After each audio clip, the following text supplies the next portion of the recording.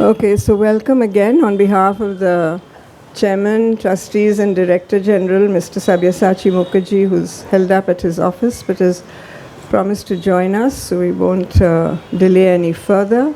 Welcome to our speaker for this evening, Dr. Susan Bean. Susan is an old friend of the Museum Society of Bombay and the Prince of Wales Museum, so welcome back. Different venue this time, Susan. We're out in the open. And your husband joked and said, "Can you not tell the sun to go down faster?" I said, "I am a nature lover, but I can't do that." So thank you very much for agreeing to be with us today. It's a new subject which we're going to hear about, and you enlightened some of us a little earlier that there's a difference in terracotta and what you're going to talk about. So we're looking forward to hearing clay works, earthen sculpture in South Asia. Just a few words about Dr. Bean. She's an independent scholar and former senior curator of South Asian art at the Peabody Essex Museum, USA. And she's chair of the advisory committee for the Center for Art and Archaeology, the American Institute of Indian Studies in India and USA. And I think it's under the auspices of this very renowned organization that gave her a wonderful grant and an experience to publish a book which is available on Amazon. It's called Discover the Art of Clay. There are leaflets that you can pick up, and it's $1,999 and also available on Amazon. So the cover is absolutely lovely. It's ethereal and it's quite gorgeous. And that in itself is a temptation for someone like me to get the book. But more than that, I'm looking forward to the lecture and learning a little bit more, a lot more, about Terracruda and terracotta. So her topic today is sculpture that has been virtually absent from exhibitions and scholarships on South Asian art history. This is beginning to change, as early index texts and accounts published in the last few centuries attest. This malleable and dynamic medium has played a fundamental role in the region's visual arts. This boundary-breaking book traces the long-standing interactions between clay, sculptors, and their clienteles, shaping and reshaping religious practices, social formations, and aesthetic values across the region. Employing an ecological approach that recognizes substances, things, and objects as players in the world. Clay works celebrate the contribution of clay's supple plasticity and its ephemerality, and brings a much-needed and timely perspective to South Asian art history. I don't wish to stand between the speaker and the audience. It's a pleasure to be here tonight and to be with the Museum Society of Bombay. The last time I gave a talk for them, I was on Zoom from some room in my house back in the East Coast of the United States of America. So it's really nice actually being here in person. The sculpture I want to talk to you about tonight is the subject of, this is the book, Clay Works, and it's the subject of this book, and it's something that you all know about. You all know that for the annual celebrations of Ganesh, that clay images were often made. Many of them are plaster now, but traditionally they were clay. And unfired, air-dried clay, painted, and then immersed at the end of the festival. And you also know that in Bengal, the same sort of thing is done in a slightly different way with images of Durga and Kali and Saraswati and so on. So what I want to do this evening, after I put on my glasses, is reintroduce you to South Asia's long-standing and widespread practice of earthen sculpture in air-dried, painted clay. I want to demonstrate to you that Polychrome Terracruda, which is another way of saying the same thing, the more technical name for this medium, belongs alongside stone and metal as acknowledged as a principal medium for sculpture. Terracruda, raw earth in Italian, is materially distinct from terracotta, cooked or baked earth in Italian. Terracruda, air-dried clay, has been prominent across South Asia for millennia, and yet remains barely noticed in publications and exhibitions on the region's art. To bring the prominence of Terracruda sculpture into focus, I'll begin with two well-known monumental figures, the Bamyan Buddhas, which became front-page news about 20 years ago when they were blown up by the Taliban. So here you can see it without the hidden in plain sight headline over it. These figures were created in the middle of the first millennium CE, when the Bamyan Valley was part of the Silk Road. Early in the modern history of international interest in the Bamyan Buddhas, Alexander Burns, who drew the original drawing this is a lithograph of, in 1834, that the larger Western Buddha had an overlay of a kind of plaster. Carl Ritter, writing a few years later, based on those observations, referred to the sculpted overlay as applied gypsum stucco. And the same thing happened in a published report in 1886. And then in the 1920s, a French archaeologist, Jean Carl, closely examined the Western Buddha and described it as built up over a stone core enhanced with an armature made of ropes and pegs. And you can see some holes there drilled into the stone core.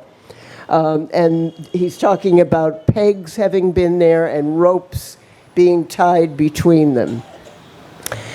And over that rope armature, a mixture of clay and chaff covered with a very thin thin film of lime mortar.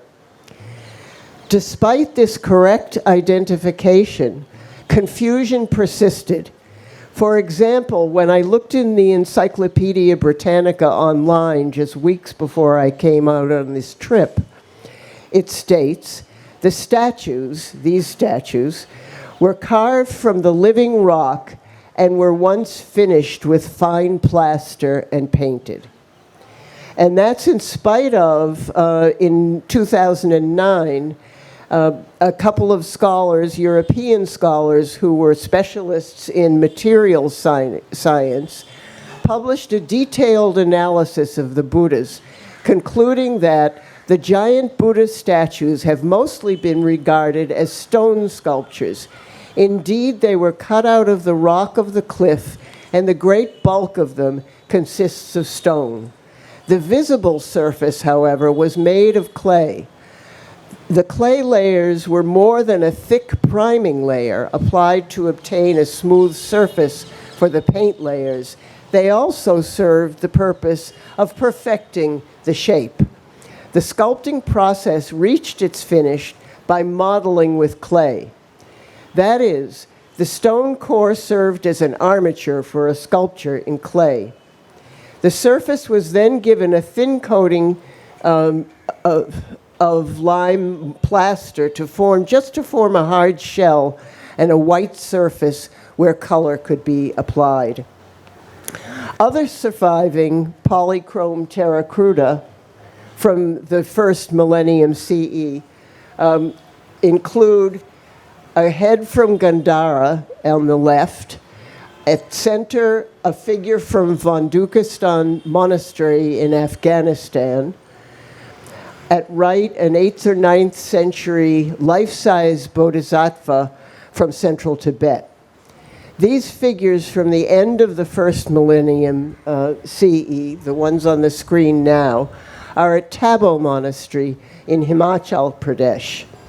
And they are the earliest known Terracruda sculptures that have survived in the place where they were made, with a lot of their original finish intact. Most surviving polychrome Terracruda figures dating before the 19th century are Buddhist images that were kept inside monasteries and temples, protected from rain and wind, and periodically repaired and repainted. A Buddhist text with early 6th century origins attests to the prominence of Terracruda as a medium of choice for Buddhist figures. In a passage, the Buddha describes the growth of a human fetus, likening its development to the process of modeling a Terracruda image. First, rods of strong wood are assembled, and then ropes are tied over these, and then layers of clay are applied, just as the child's body takes shape from bones, veins, muscles, and flesh. The Buddha's metaphor relies on his listener's acquaintance with Terracruda sculpture, indicating that the practice of creating images in this manner was widely known early in the Common Era. Buddhist polychrome air-dried clay statues have continued to be made across the Buddhist Himalayas, most actively in Bhutan. And this, which is a little hard to make out on the screen right now, is 21 Tara Temple in Thimphu that was consecrated in 2014. So it's a new temple. The main figure of white Tara in the middle, and the other 20 Taras are all made in air-dried, in this case, gilded clay. While no known comparably early examples of Hindu Terracruda sculpture survive, early texts indicate that the practice of creating sacred images in air-dried painted clay was very widespread. In his pioneering 1971 book, The Indian Technique of Clay Modeling, K.M. Varma mined South Indian Agama and Shilpa Shastra texts dating from the 10th to the 16th century. There he found ample guidance on processes for preparing the clay for sculpture and constructing an image. Even an image, a principal image for a temple. In Shantiniketan, Varma assembled all of these instructions and assembled a team of sculptors to work with him, and they tried to build an image following the directions, and they managed to do it. He illustrates in his book several stages in this development. So you can see on the left that there's a wooden skeleton, and over that some ropes are tied, and then more ropes are tied. Then a layer of clay was put on, and over that still more ropes were applied. And then finally the finished image was created. Varman noted that the procedures followed were very similar whether the texts were Vaishnavite or Shaivite. And they also closely resemble the structures and materials that we find in the surviving Buddhist figures, indicating that the technique was very widespread and transcended sectarian distinctions. These days, and here you are with things you know about, the practice of Terracruda sculpture continues in South Asia, most vigorously pursued in Maharashtra and the Deccan for temporary festival images, and also in Bengal. for temporary images like the image of Durga on the right. In the Buddhist areas, they are made to be installed in temples and kept for as long as they can be kept. Given the millennia-long prominence of polychrome Terracruda sculpture across this region, you might wonder how to account for its near absence in publications and exhibitions. There are several causes to be reckoned with. Among the most important are two. First, the enormous influence of European ideas about sculpture, privileged works made of durable, prized materials, especially stone and bronze, and projected a hierarchy of sculptural materials onto South Asia, assigning, for example, less importance to wood and terracotta, while mundane and fragile materials like Terracruda didn't register as suitable materials for sculpture at all. Second, in Indian art history, the long preoccupation with iconography and style and chronology sidelined the significance of materials, and accurate identification was not necessary for art historical studies. 3 images of Vajravarahi from Nepal provide an interesting example of the resulting confusion. The figure at left in the Cleveland Museum was initially identified as dry lacquer, a medium which doesn't even exist in South Asia. Later, it was re-identified and recatalogued as stucco.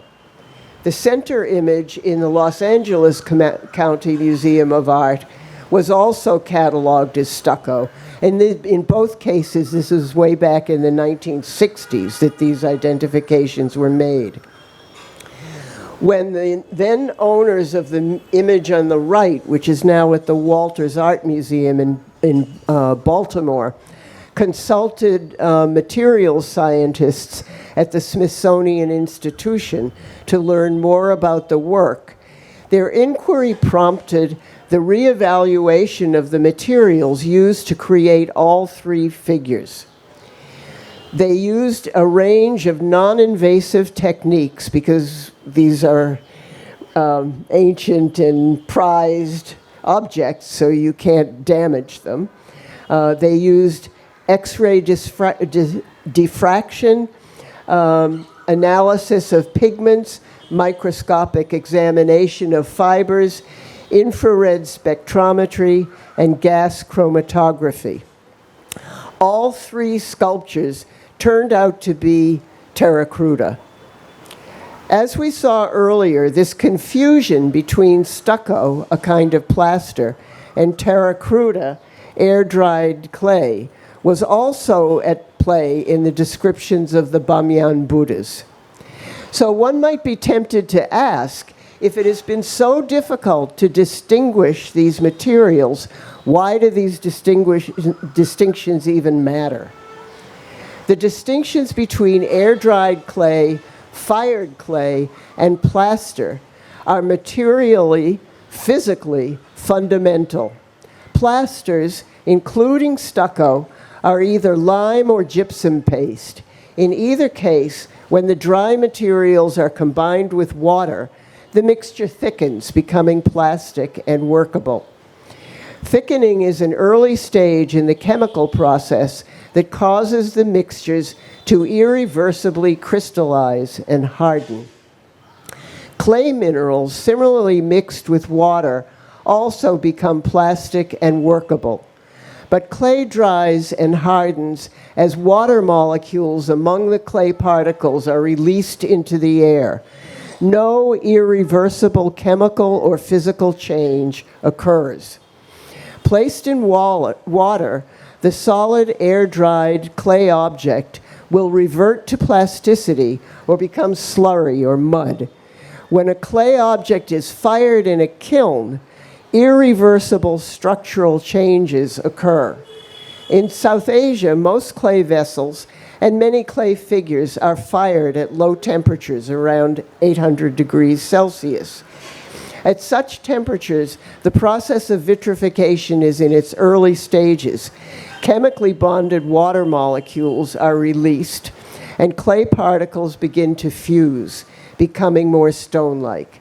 Such partially vitrified wares remain porous and are much more fragile than high-fired stoneware or porcelain, but they also endure. And as you've known going through museum exhibitions, you see ancient terracottas in most such exhibitions. A commonly used term for South Asia's low-fired clay figures is terracotta, cooked earth in Italian. Air-dried clay, even if it is left in the sun, does not begin the process of vitrification. It is terracruda, raw earth. Clay is crucial to the fertility of soil. Clay particles bond with water molecules and essential minerals to deliver nutrients to plants. If seeds are present in moist clay, they may sprout. Crushed terracotta, fired clay, cannot again become plastic or turn to mud as terracruda can. It cannot support life. Some advantages for clay sculpture. Physically, clay combined with the right amount of water possesses a superb plasticity, which I'm sure most of you at some point in your lives have experienced in handling plastic clay. It's able to take on and hold a myriad of forms. On the screen is an electron micrograph of clay minerals. Clay particles are minute, in diameter less than 1 micron, which is 1,000th of a millimeter, visible only under an electron microscope. The particles are sheet-like, they're long and thin, and they carry a weak electrostatic charge at their edges. This charge enables clay particles to hang on to water molecules that lubricate their surfaces. Just the right amount of water and pressure coaxes particles to align and overlap like shingles. The moisture between them creates surface tension and a strong suction bond. The particles move side to side, yet cling together, producing a plastic mass that, when moist and malleable, can assume and retain varied shapes. Because of this superb plasticity, clay is a material that supports meticulous replication of forms and also encourages innovation. Clay's nimble plasticity facilitates practitioners, whether they are carefully replicating established forms, making subtle alterations, or devising new forms.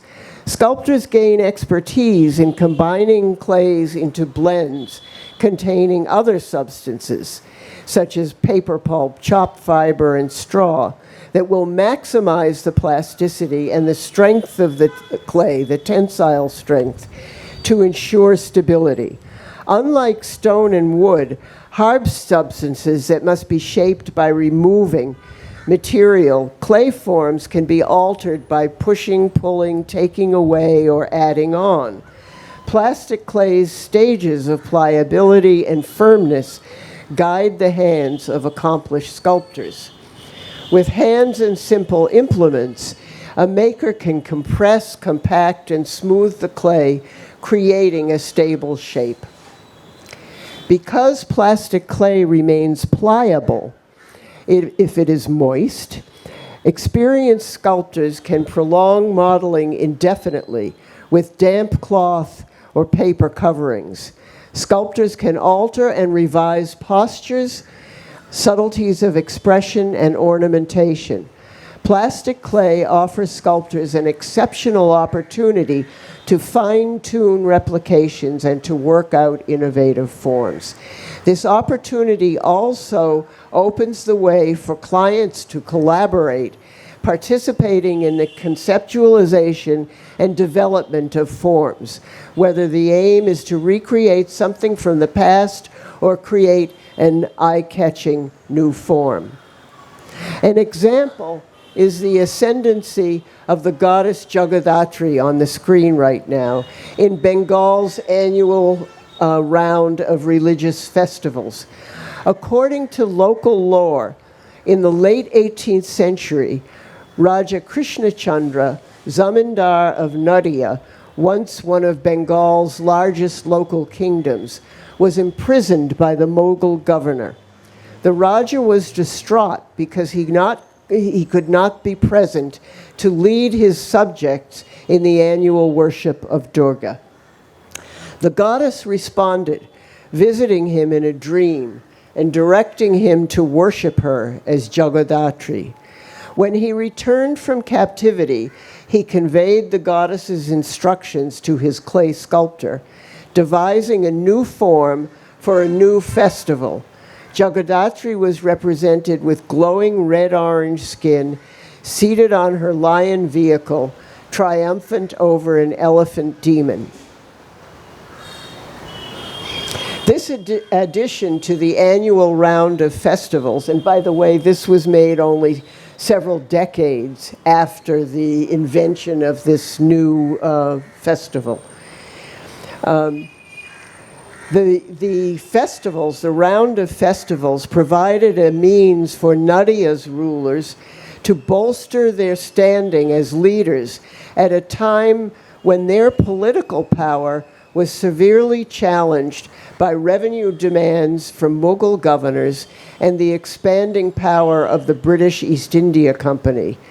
Raja Krishnachandra's successors established Jagadhatri Puja as an annual event in the royal palace, each year requiring an image at least as magnificent as previous years.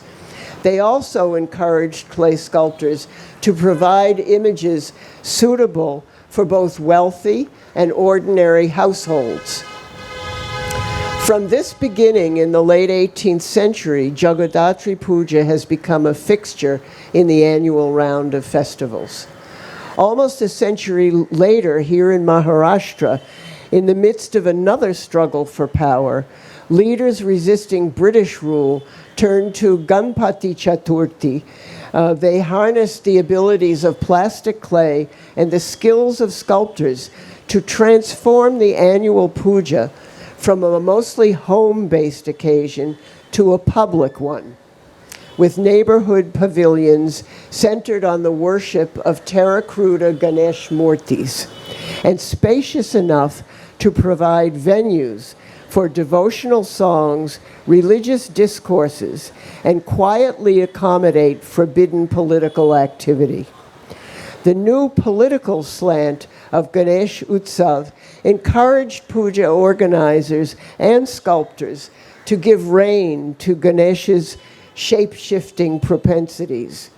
The malleability of clay facilitated sculptors over the next decades as they devised new guises for Ganesh. He was depicted as a freedom fighter, triumphant over demons, a wrestler, a soldier.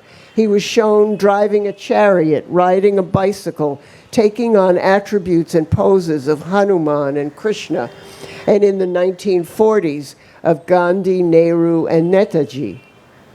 In the 1970s, he perched on the moon next to a spacecraft and posed as a disco dancer.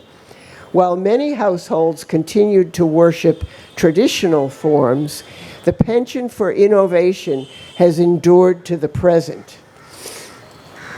These more recent examples from suburban Mumbai a decade ago show Ganesh as R.K. Lakshman's cartoon hero, the common man, intended as a tribute to Lakshman, who had recently passed away. At right is Ganesh in his role as Lord of the Peacocks. Clay's nimble and superb plasticity has also invited and facilitated sculptors' explorations of naturalistic modeling, creating figures with the appearance of real people and animals, for imbuing a statue with the aura of a living presence. The impulse has cropped up repeatedly across Asia. And here are a few examples. At left in the Mogao Caves, Dunhuang in China, the central figure of Ananda, who was Buddha's cousin, is given a much less stylized posture, a much fleshier, soft face, and a more human appearance. In the center, a fierce guardian at Todaiji in Nara, Japan, also exemplified. I don't know if you can see the details around his neck, where you can see the sinews, and on his arms also veins are visible. So this lifelikeness of the statues were so important. And at right is the figure you saw from Fondukistan Monastery that has also a very naturalistic fleshiness. In modern times, the invitation to naturalism that clay's plasticity gives to sculptors was taken up in Bengal in the very beginning of the 19th century. The life-size Vaishnavite at left, gazing straight at us with his fleshy body and hands positioned in the acts of chanting and manipulating a now missing japa mala. It's striking for its realism, making a statue that looks like a real person that could just get up and walk towards you, or you could suddenly hear his chanting. In early 19th century Bengal, sculptors were actively pursuing this kind of realism in Terracruda sculpture as an intriguing means for instilling the semblance of life into a statue. They show this realism on the right in the portrait of Rajendra Dutt, who was a commercial agent for commerce with the United States. And Rajendra Dutt had his portrait statue made. This is also life-size, in Terracruda, with clothing. And this was sent to the Peabody Essex Museum in Salem in about 1840. There's real hair attached to it, and so on. They played with ocular realism. They played with this idea of making a statue come alive. The festival displays of statuary outside the lane at this Dutt family's home in North Calcutta featured other statues that were also realistically modeled. They were characters from Shakespeare and Sir Walter Scott's novels, and historical figures, including the hero of American independence, General George Washington. They were all finished in accord with local idioms. An American visitor commenting on one of these displays noted, "There was the Duke of Wellington, for instance, painted bright blue. There was a red Hamlet after the well-known picture by Sir Thomas Lawrence, and many others, often represented with much spirit and much fidelity to the original pattern, but," this American thought, "colored most abominably." These Terracruda tableaus were referred to as shongs, likely offshoots of the pantomimes that were performed in Bengal, also called shong caricatures, who acted out proverbs and depicted exploits of gods and heroes. And these Terracruda tableaus were an attempt to create the same thing out of statues rather than pantomimists. A mid-19th century memoirist, Kali Prashona Sinha, described some of these, evaluating them in terms of local standards for naturalistic realism.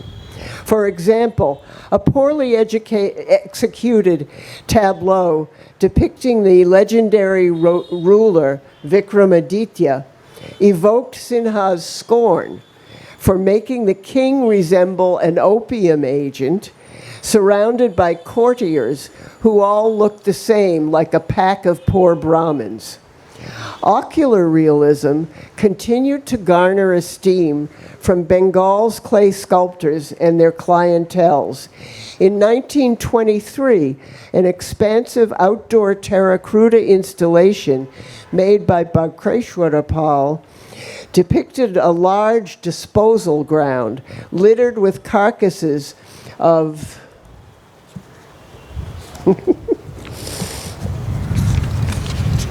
of cattle and other animals.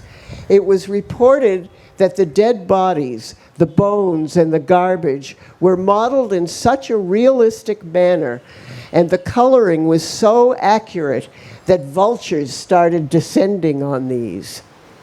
What more eloquent demonstration could there be of Bhakreshwara Pal's success in achieving realism than having animal scavengers mistake Terracruda sculptures of carcasses for the real thing?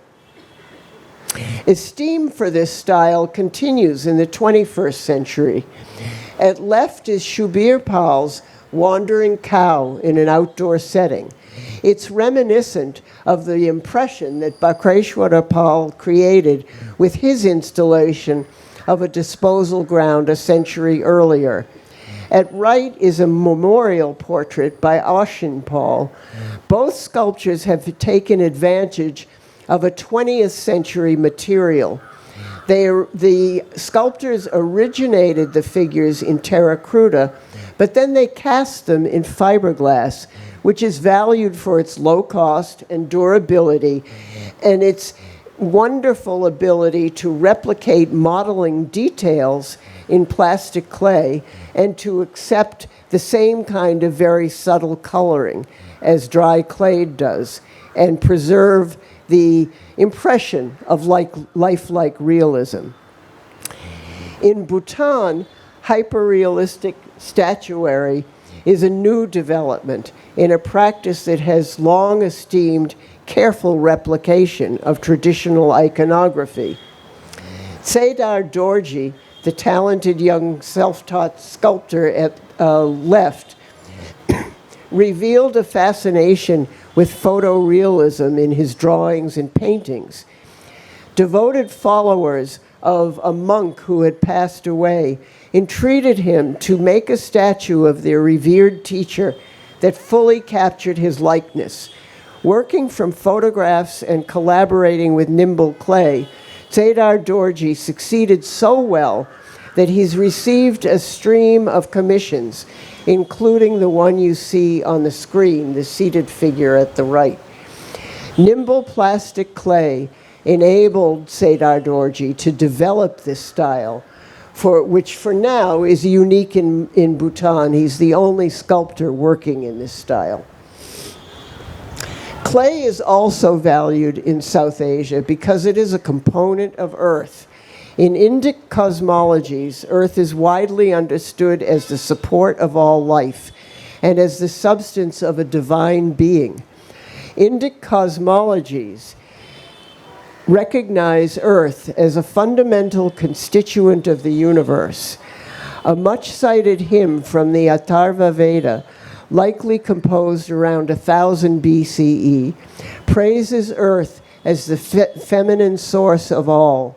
O Prithvi, thy center and thy navel, all forces that have issued from thy body. Set us amid these forces. Breathe upon us. I am the son of earth. Earth is my mother. In the foundational text on goddess worship, the Devi Mahatmya, composed around 500 CE, a sage explains that the goddess Devi is eternal, the earth in bodily form. By her all things were made. Other passages direct the worship of earthen images as the focus of devotional practice. In Bhutan, clay is preferred for Buddhist sculpture because earth is understood to contain all precious substances.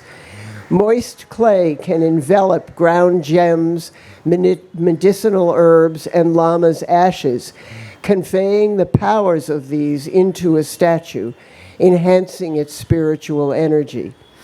According to the former director of the National Museum of Bhutan, who was a Buddhist monk, this capability of clay to contain precious substances elevates the sacred value of a single Terracruda statue to the equivalent of 1,000 statues of gold.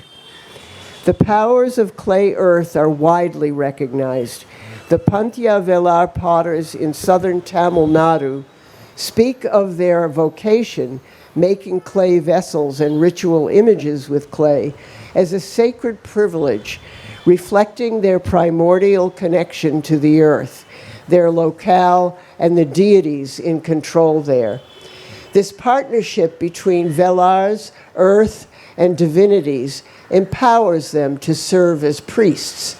In Maharashtra, farmers encourage seasonal rains after Ganesh Utsav by spreading muddy water collected from the immersion of Ganesh images onto their fields. Haripada Pal, a renowned Terracruda sculptor in Dhaka, Bangladesh, explained to researchers that firing an image destroys the power and life that resides in it. He was actually asked to fire one of his goddess images so that it could be more easily, safely taken back to the United States, and he refused to do it for that reason.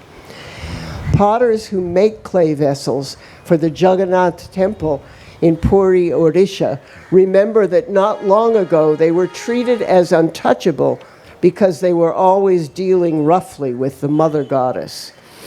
In Tamil Nadu, a woman explained, Bhudevi is our mother. She is everyone's source of existence. The entire world depends on her for sustenance and life. As earth, clay is linked to life and fertility. The very material can bring living presence into a statue. Sculpted images of deities and portraits of heroes and kings are imbued with the presence of the being they represent. There are many ways to instill presence into an image, as K.M. Varma demonstrates in the Indian technique of clay modeling. The Agama and Shilpa Shastra texts conceptualize the construction methods as a means for mimicking the physiology of living bodies. The wood armature as bones, the ropes as veins and muscles, the clay as fat and flesh, and so on. And we saw that also in the metaphor that the Buddha used when he was explaining the genesis of a fetus, the growth of a fetus. The sculptor Haripada Pal in Dhaka spoke of an image he had made in the same terms, describing its structure in relation to his own body. My skeleton is of bone. Hers is bamboo. My veins are nerves and flesh. Hers are formed of straw. The fluid in my body makes life possible, just as the dampness of her earthen form makes it feasible as a temporary dwelling for the deity. This lifelike structure, combined with the life in clay earth, positions Terracruda as a superior medium for statues that radiate spiritual energy or living presence. Terracruda is also valued for being ephemeral, actively transformational substance, readily moving between states of plasticity, hardness, and liquidity without human intervention. Hard, dry forms exposed to water will disintegrate into mud. If struck by force, they'll crumble into earthen rubble. Clay's penchant to disintegrate has given shape to periodic religious festivals, like those in Bengal and Maharashtra, where the immersion of Terracruda images at the close of festivals became central to the occasions, marking the festival's end with the departure of the deity's presence and the anticipation of the deity's return, emphasizing cosmic cycles. On the screen, the mica painting depicts a procession bringing a Terracruda image of Durga for immersion. The flags, marching band, and well-dressed attendants indicate the importance conferred on the ceremony of immersion. The procession and ritual emphasizes the cycle of the deity's annual arrival and departure, embodied by the making of her image, the days of worshiping her presence in the image, and the ceremonial send-off of her presence, and the final dissolution of the image in the river.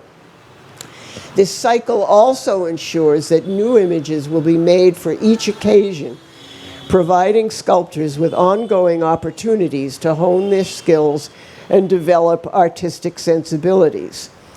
The immersion procession also serves as a public occasion for ritual images from royal palaces, elite residences, and neighborhoods to be appreciated and evaluated for their spiritual potency and their visual impact or beauty.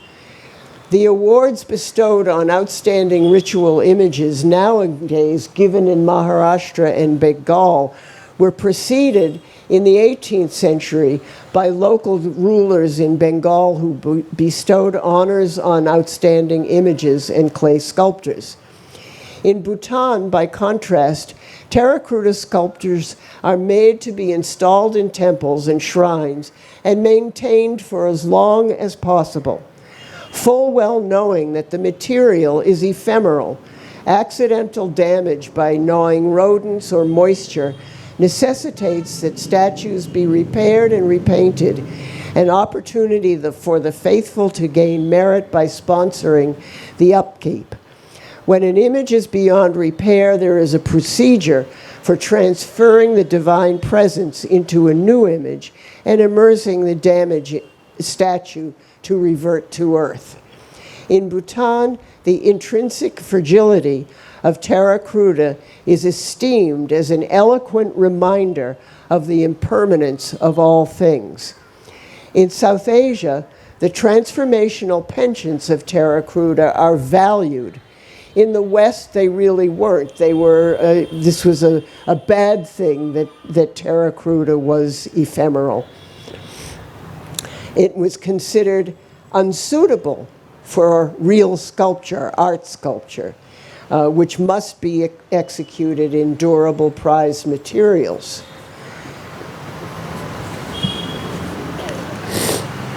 Interestingly, artists of the global contemporary have upended established hierarchies of materials suitable for painting and sculpture. Instead, materials have come to be seen as collaborators for their own capabilities and how these can be deployed to articulate an artist's aims. Some of them have turned to clay for its capabilities. For example, on the screen, the superb plasticity of clay and its transformational character, its penchant to disintegrate, is central to the work of British artist Phoebe Cummings. She models these delicate, beautiful floral sculptures. And these are often shown alongside her similar works that are disintegrating in water. Cummings uses the fragility of Terracruda to convey the ephemerality of beauty.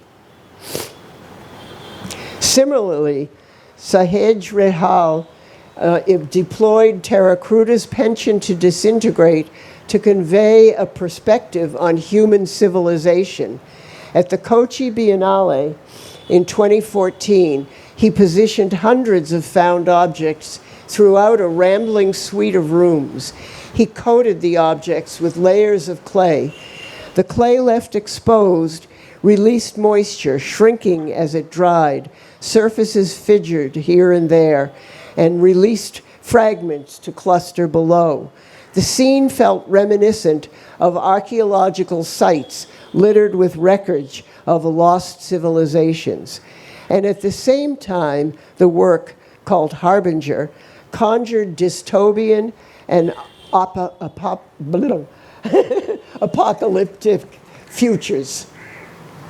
In closing, my hope is that this abbreviated from a book excursion through the length and breadth of earthen sculpture in South Asia succeeds in demonstrating the importance of this substance in the long history of sculpture in the subcontinent. I also hope that this excursion suggests the importance of understanding the contributions that substances make to artworks, positioning artworks not as the creations of individuals, but more complexly and more interestingly as collaborations between materials, makers, and their clienteles. Thank you.